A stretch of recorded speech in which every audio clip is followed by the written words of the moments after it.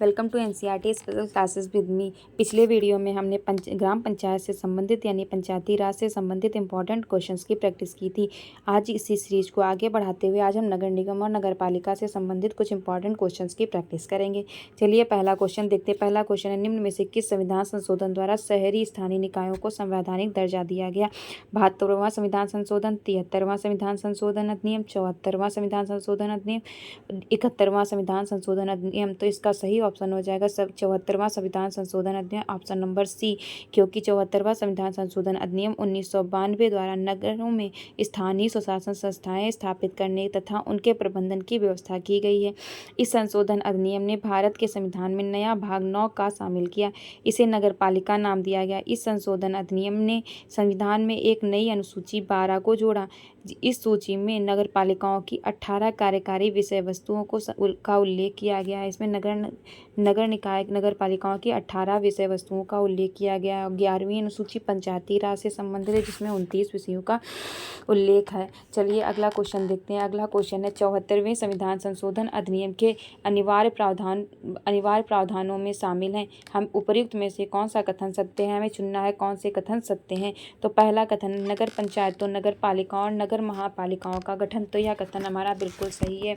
74वें संविधान संशोधन के अंतर्गत नगर पंचायतों, नगर पालिकाओं और नगर पालिकाओं का गठन सुनिश्चित किया गया। अगला कथन है, राज्य निर्वाचन आयोग द्वारा नगरों की स्थानीय स्वशासित संस्थाओं के निर्वाचन की व्यवस्था। यह भी कथन सही है।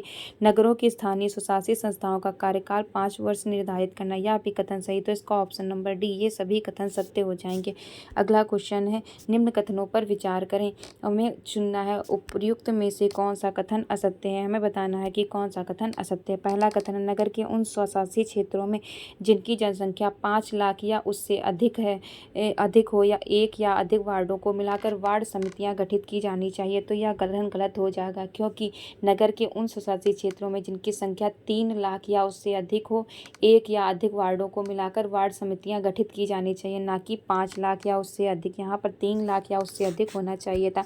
अगला कथन है, राज्य का विधानमंडल विधि द्वारा वार्ड समितियों के संगठन की व्यवस्था करता है। यह कथन बिल्कुल सही है। हमें चुनना था कौन सा कथन असत्य है। तो इसका ऑप्शन नंबर ए सही हो जाएगा, केवल एक कथन गलत है। अगला क्वेश्चन है, नगर निगम के संबंध में दिए गए कथनों पर विचार करें। उपयुक्त में से कौन सा कथन सत्य है। हमें बताना है कौन सा कथन सत्य है। नगर निगम की स्थापना संबंधित राज्य विधानमंडल द्वारा बनाए गए कानून के द्वारा की जाती है। जी हाँ, बिल्कुल सही है। नगर निगम की स्थापना संबंधित राज्य विधानमंडल द्वारा बनाए गए कानून के द्वारा की जाती है। अगला कथन है, नगर निगमों की आय के स्रोत का निर्धारण राज्य का संवैधानिक प्रमुख करता है। तो यह कथन गलत हो जाएगा, क्योंकि नगर निगमों की आय के स्रोत का निर्धारण राज्य का संवैधानिक प्रमुख नहीं करता है, बल्कि राज्य के विधानमंडल द्वारा किया जाता है, ताकि नगर निगम अपने कार्य सुचारू रूप से कर सके। अगला कथन है, अग्निशमन सेवा का संचालन नगर निगम द्वारा किया जाता है। हाँ, यह कथन सही है। जल आपूर्ति, बिजली, साफ सफाई आदि जैसी आवश्यक सार्वजनिक सेवाएं नगर निगम द्वारा प्रबंधित की जाती हैं। यह कथन भी सही है। तो इसका सही ऑप्शन हो जाएगा 1, 3, 4। तो ऑप्शन नंबर डी हमारा बिल्कुल सही है, 1, 3 और 4। अगला क्वेश्चन देखते हैं। अगला क्वेश्चन है, निम्न कथनों में से कौन सा असत्य है। हमें बताना है कौन सा कथन असत्य है। पहला कथन है, नगर निगम का सबसे महत्वपूर्ण अधिकारी महापौर मेयर होता है और वह राज्य सरकार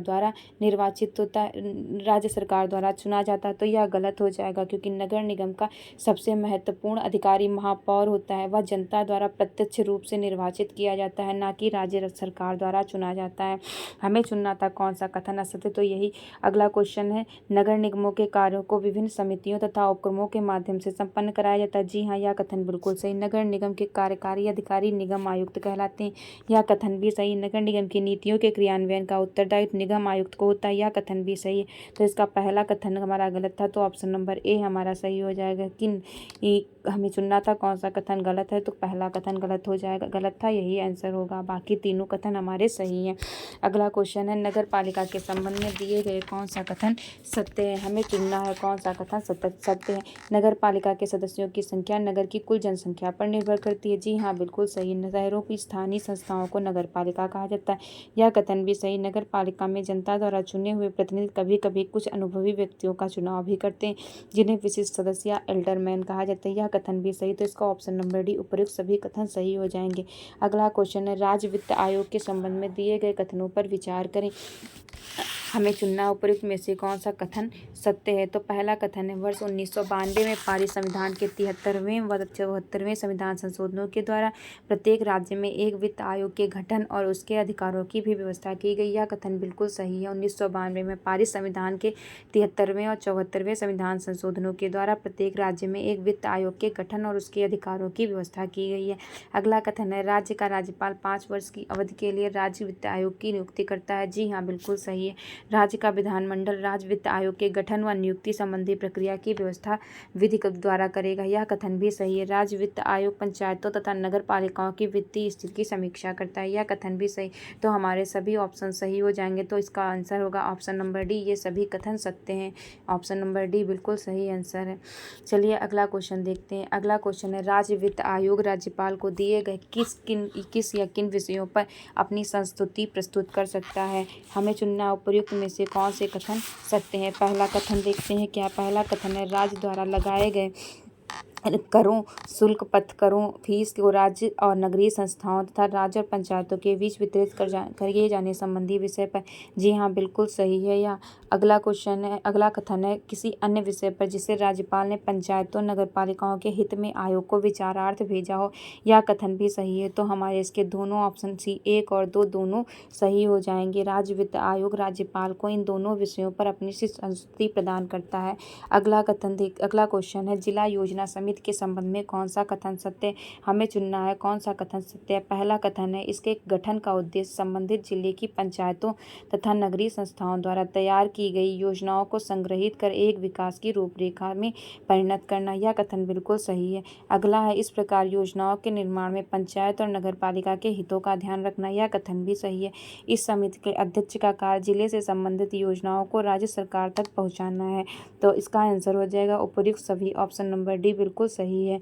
जिला योजना समिति के संबंध में सभी कथन सत्य हैं। अगला क्वेश्चन है, निम्नलिखित कथनों पर विचार कीजिए। भारत में महानगर योजना समिति हमें चुनना है उपर्युक्त में से कौन से कथन सत्य हैं। हमें सत्य कथन की खोज करनी है। तो पहला कथन है, भारतीय संविधान के प्रावधानों के अंतर्गत गठित होती है। जी हाँ, बिल्कुल सही है। भारत में महानगर योजना समिति भारतीय संविधान के प्रावधानों के अंतर्गत गठित होती है। महानगर क्षेत्र की घोषणा राज्यपाल द्वारा की जाती है। जी हाँ, यह भी सही है। महानगर योजना समिति संबंधित महानगर क्षेत्र के लिए विकास योजना तैयार करती है। यह भी सही है। उस महानगरीय क्षेत्र में सरकार की प्रायोजित योजनाओं को लागू करने का पूर्ण दायित्व पूरा करती है। यह कथन भी सही, तो इसका आंसर ऑप्शन नंबर डी, ये सभी कथन सत्य हो जाएंगे। अगला क्वेश्चन है, जिला प्रशासन के कार्यों के संबंध में दिए गए कथनों में से कौन सा कथन सही नहीं है।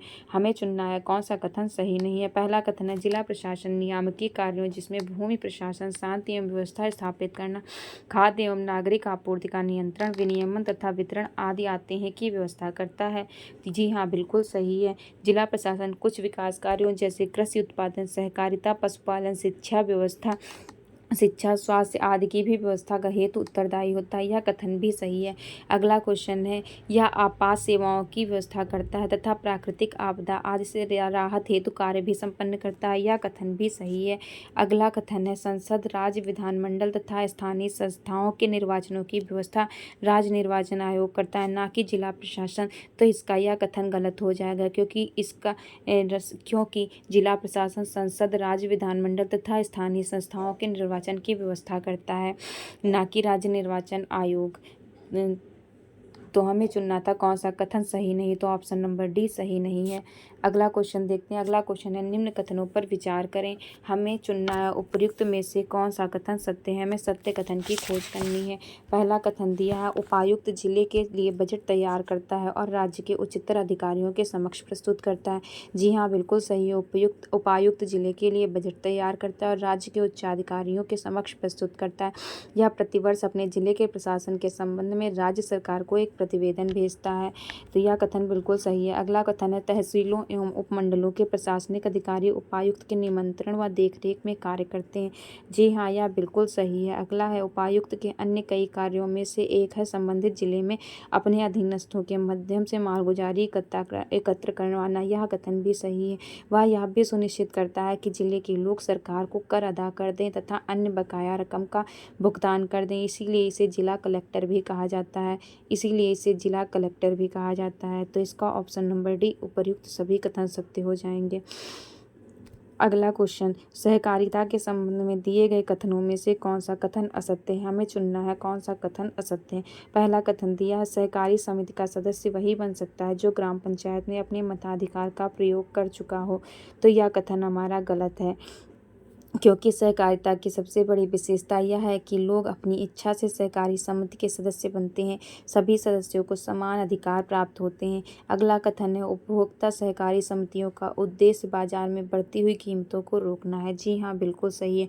सहकारी समिति का सदस्य बनने के लिए प्रत्येक व्यक्ति को एक शुल्क देना पड़ता है। यह भी कथन सही।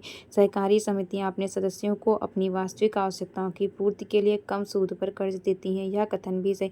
हमें चुनना था कौन सा कथन असत्य, तो इसका आंसर हो जाएगा ऑप्शन नंबर ए, हमारा गलत है। इसी के साथ में हमारा वीडियो यहीं पर समाप्त होता है। अगर आपको पसंद आया हो please like, subscribe and comment अवश्य करें। धन्यवाद।